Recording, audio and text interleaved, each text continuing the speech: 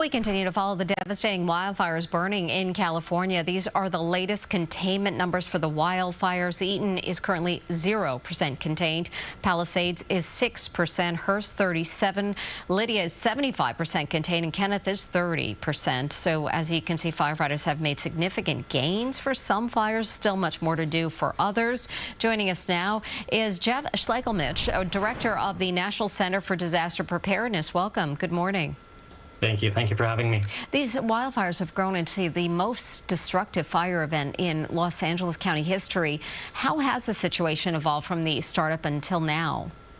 Yeah, absolutely. We're based at Columbia University and working within the climate school. A lot of our climate scientists have been talking to me about how, this year we're seeing the Santa Ana winds much stronger than we have in the past. It's a very dry season. It's been a prolonged dry season, which we're seeing in many areas across the country. But also what's making this uniquely difficult is that it's preceded by actually a very wet period, the winters and the spring of last year, which actually led to a lot of foliage growing, which is now dried out and creating a lot of fuel. So once something sparks up from really any cause, it's very, very hard to put it out given the dry conditions and the extreme winds. Yeah, the biggest challenges when battling these wildfires in those urban areas, I guess the winds here.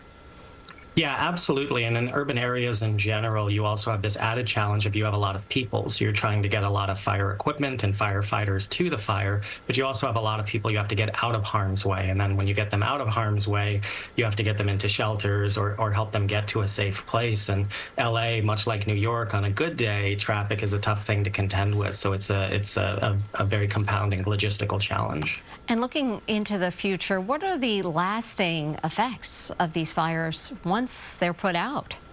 So at the individual level, it's really a long road back in terms of rebuilding and in terms of actually getting these homes rebuilt and getting things back to the way they were before, hopefully more resilient.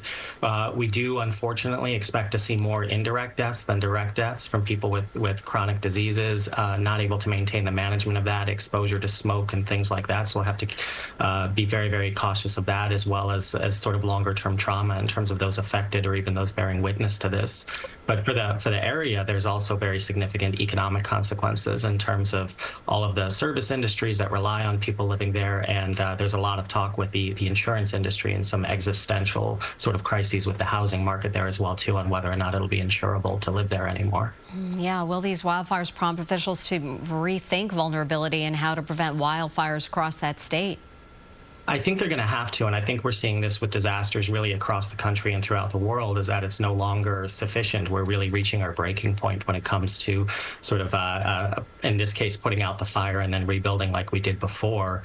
We're seeing insurers pull out. We're seeing people really just at their breaking point and not wanting to live in these areas. And so we are going to have to look at more robust policies and protocols to be able to exist in these changing conditions in ways that are less threatening to the homes and businesses there. Jeff Schlegelmich, director of the National Center for Disaster Preparedness, thank you for joining us. Thank you. Thank you for having me.